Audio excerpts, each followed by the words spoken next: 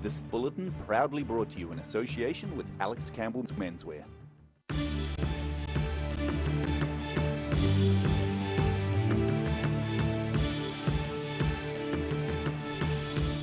Tonight on The South Today, the Dunedin Botanic Garden provides a sanctuary for injured native birds after treatment at the Dunedin Wildlife Hospital.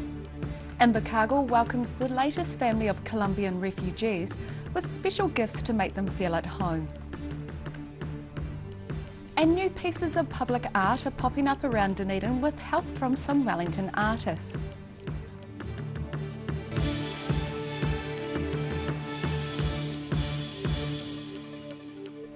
Kia ora, good evening, I'm Melissa Barton.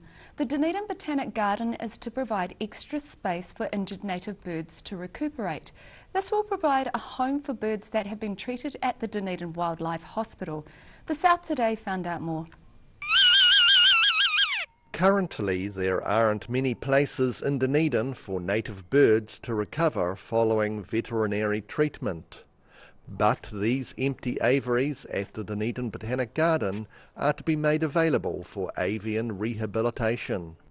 Botanic Garden team leader Alan Matchett says that only minor modifications will be needed to turn these aviaries into a temporary home for some of New Zealand's rarest birds.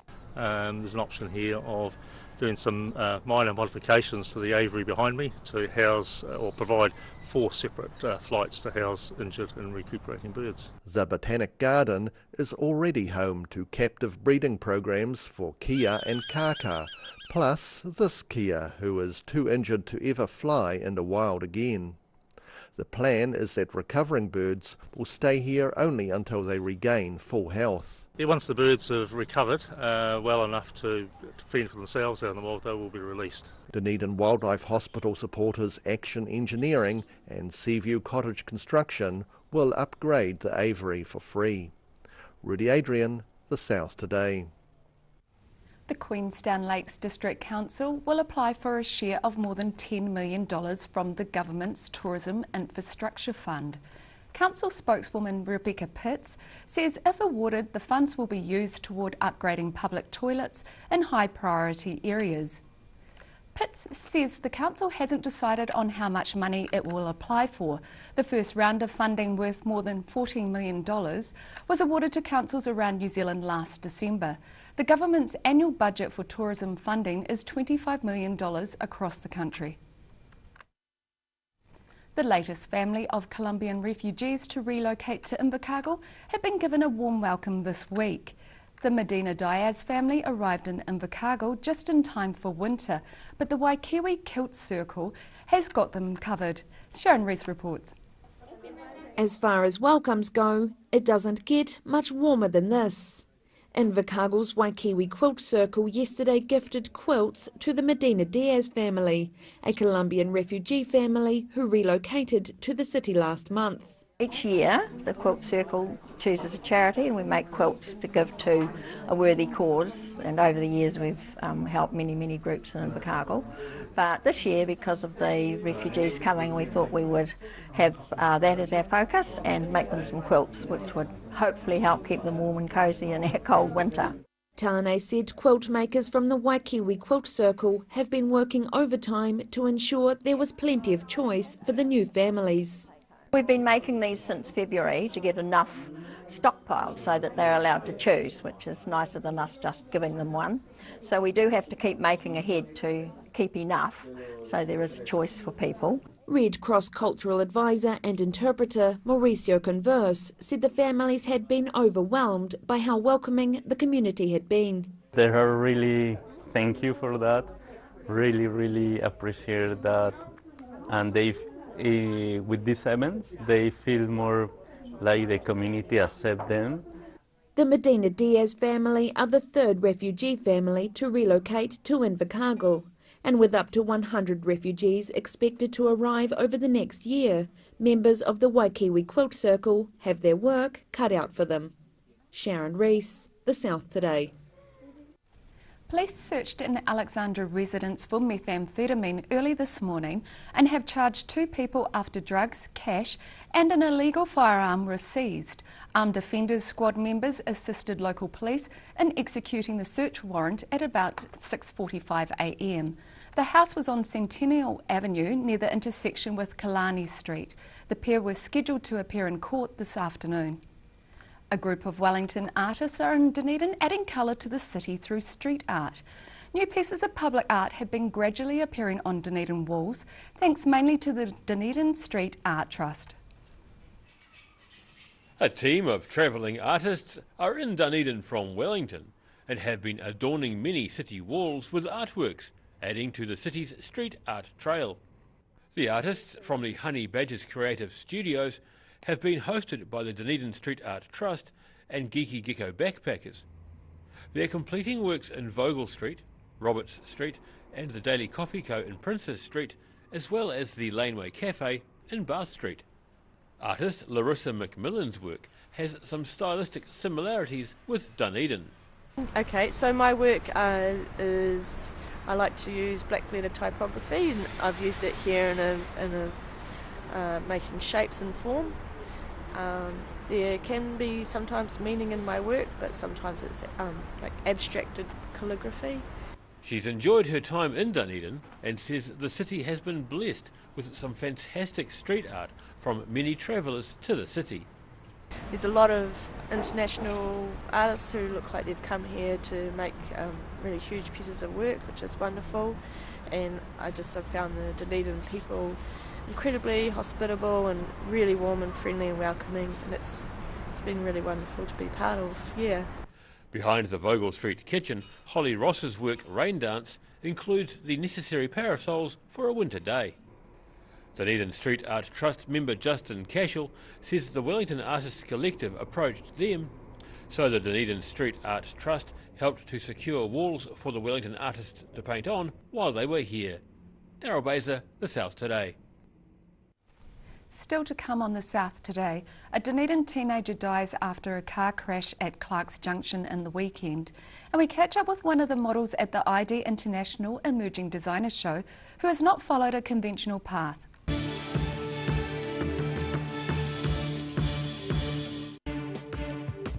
For all your news from the southern regions as it happens, go to our Facebook page. The South Today, connecting you with your community thanks to New Zealand On Air. Every reason, every season, we're proud to dress the region. Alex Campbell Menswear, it fits.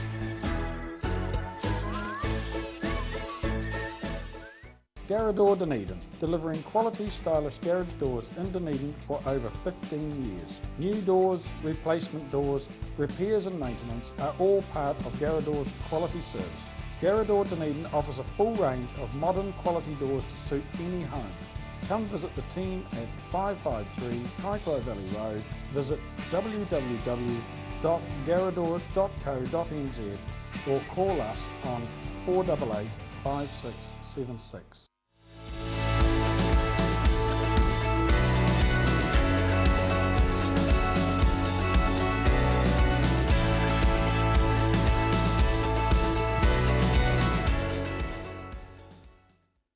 You're at risk of developing melanoma skin cancer. You owe it to yourself to have a mole map. Mole map is coming to your area. Phone today to make an appointment. It could save your life. At Action Engineering, the team make their mark as innovators in engineering because they don't just make things, they provide solutions. Call now on 477-1643 or go online to see the services they provide. Why wait for seed to germinate? Why not do it the smart way? For instant results, call Ready Lawn today, or for more information, go to readylawn.co.nz. At the Hard to Find Bookshop, we sell quality books on all subjects from the rare to the recent, and where viable, we will come to you. We have a great reputation for integrity and honesty, so if you're downsizing or sorting an estate and have books to sell, contact us.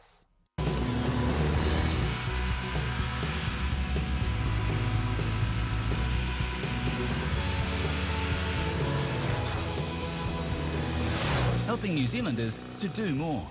Talk to MTF today.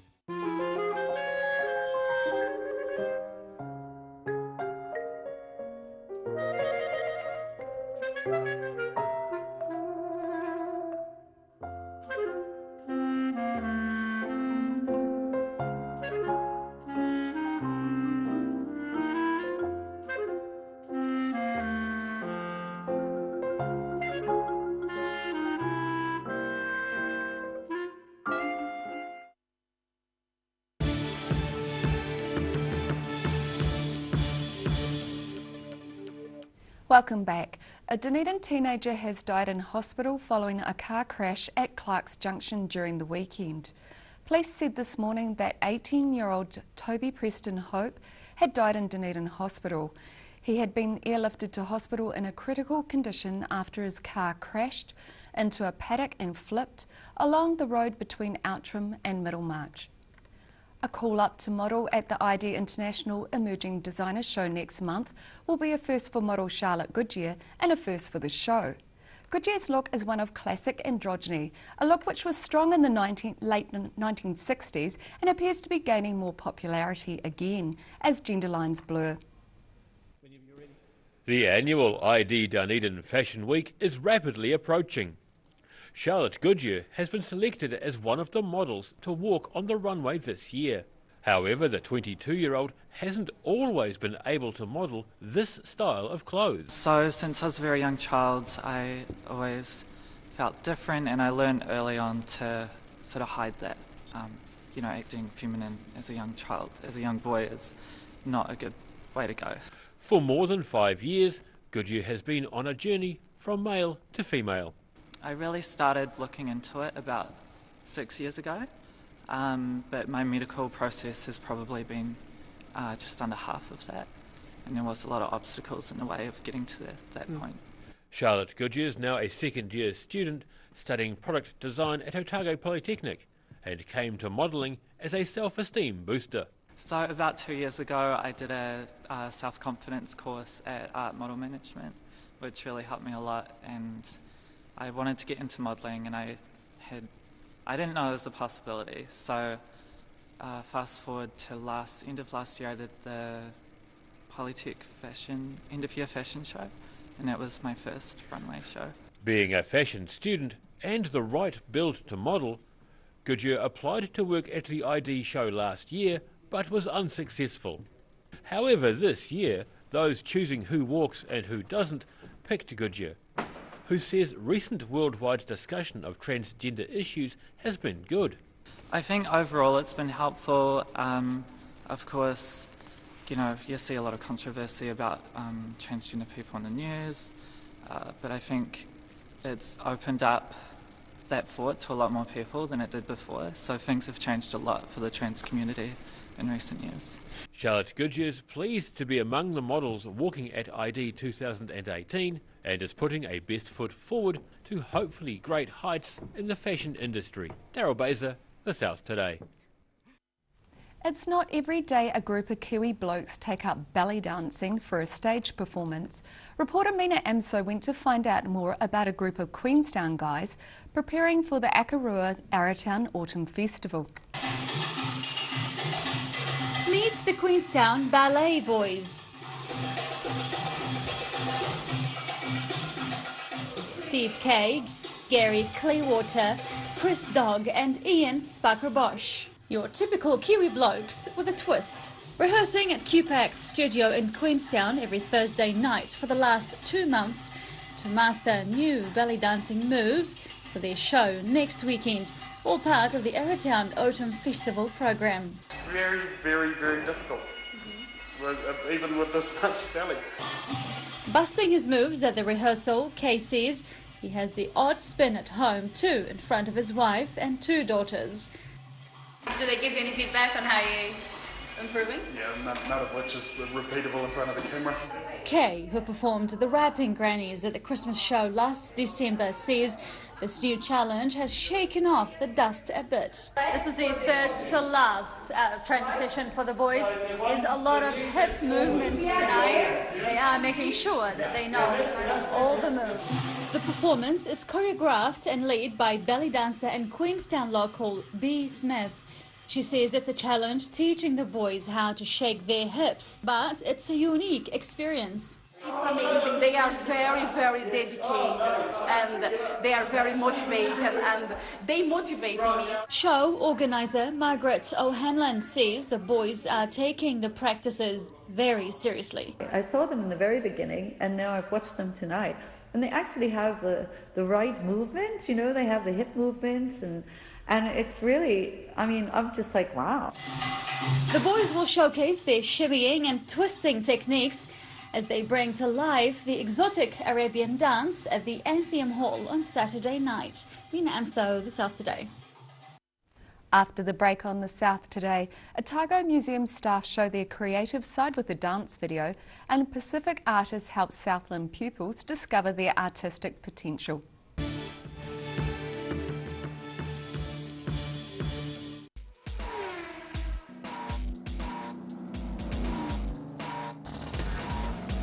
Put your seatbelts on for this one and rev it up. Thursday night is Motorsport Night. Proudly brought to you by multi-award-winning Garador.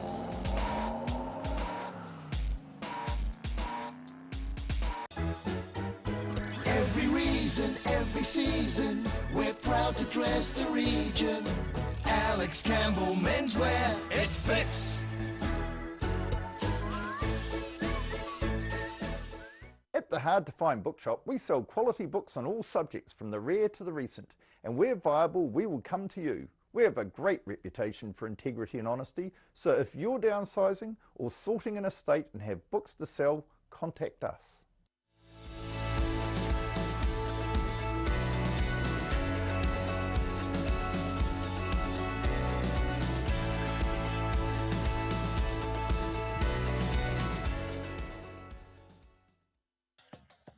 At Action Engineering, the team make their mark as innovators in engineering because they don't just make things, they provide solutions.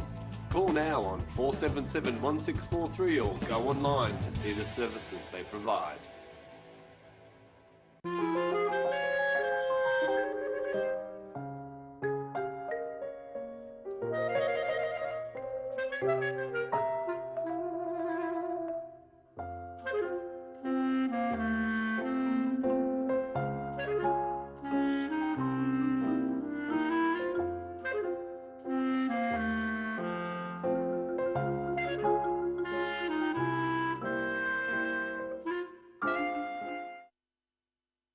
I'm not happy with this product demonstration, Ralphie.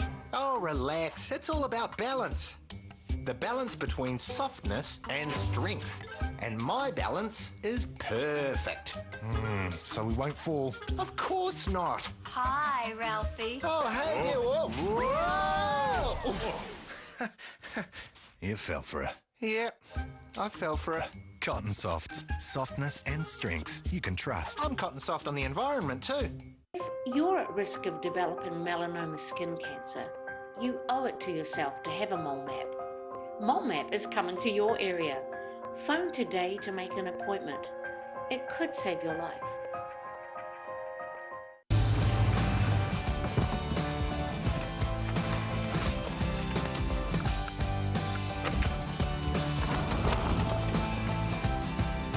Helping New Zealanders to do more. Talk to MTF today. Why wait for seed to germinate? Why not do it the smart way? For instant results, call Ready Lawn today, or for more information, go to readylawn.co.nz.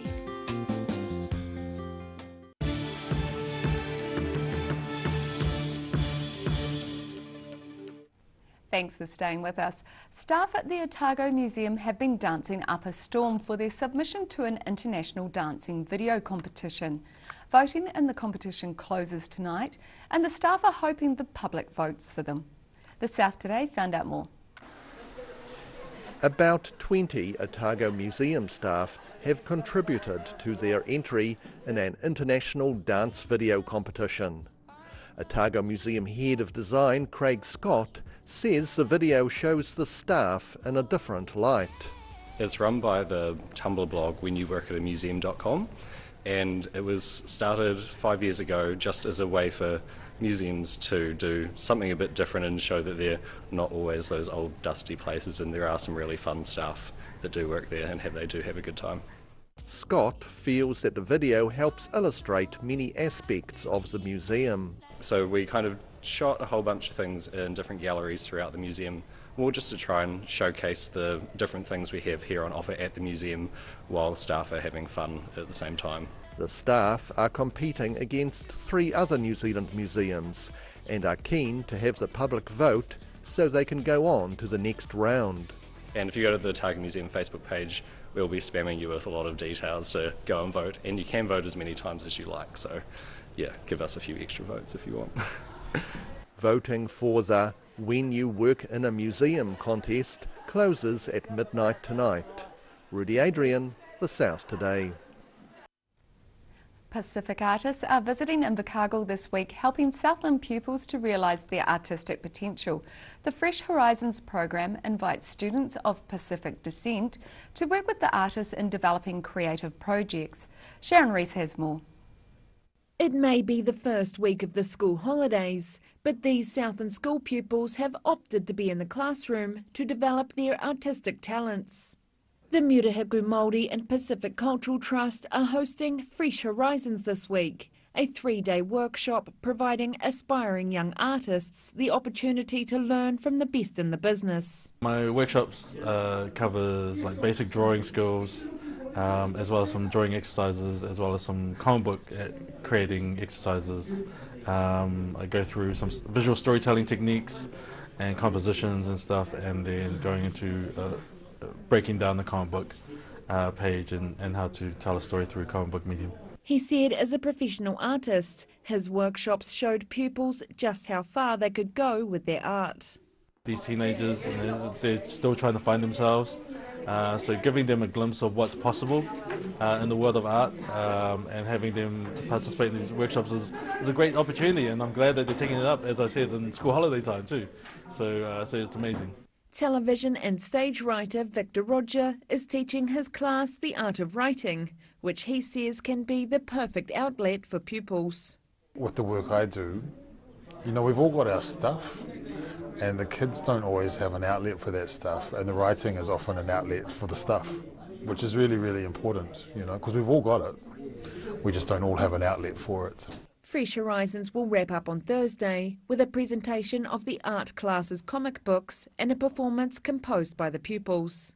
Sharon Rees, The South Today. And now recapping tonight's top stories on The South Today. The Dunedin Botanic Garden is to provide space for injured native birds to recuperate after they've been treated at the Dunedin Wildlife Hospital. A family of Colombian refugees who relocated to Invercargill have been given a warm welcome from the Waikiwi Quilt Circle, whose quilts have them covered. And a group of Wellington artists are in Dunedin adding colour to the city by creating new pieces of public art which have been appearing on Dunedin walls. And now look at what's happening in tomorrow's ODT. Welcome, Paul Gorman. What have you got for us tomorrow? Great set of museum people dancing.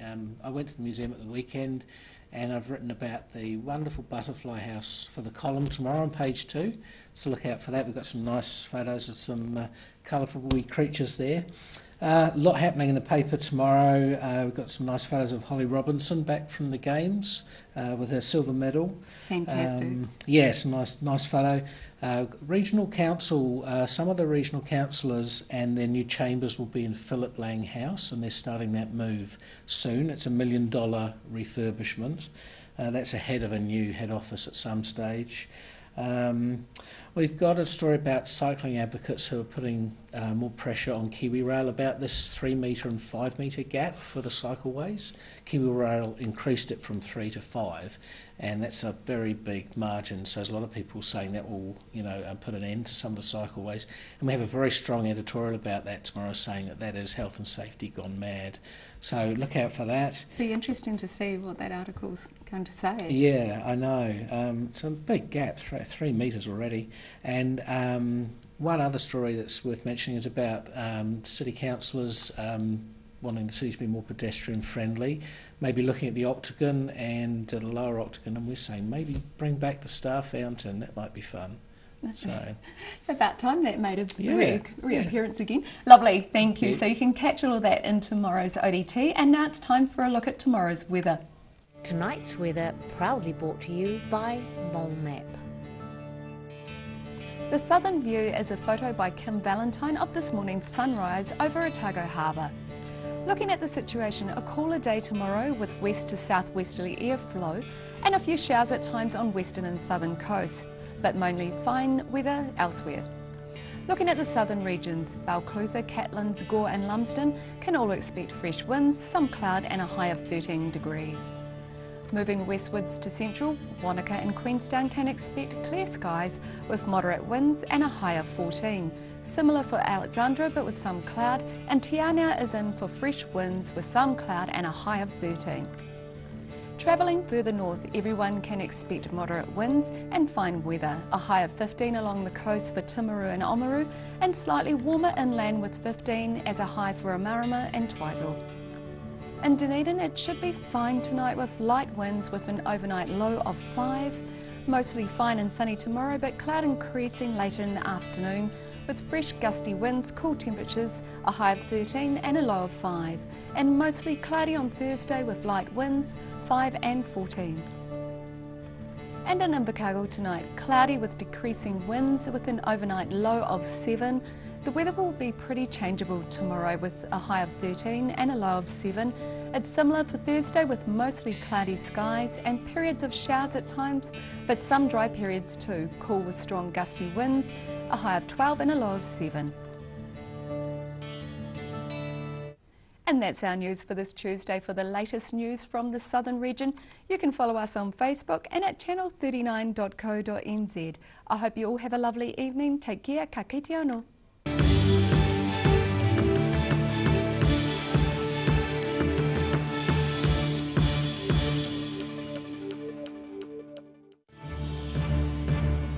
This bulletin proudly brought to you in association with Alex Campbell's Menswear. Supporting local content so you can see more of New Zealand on air.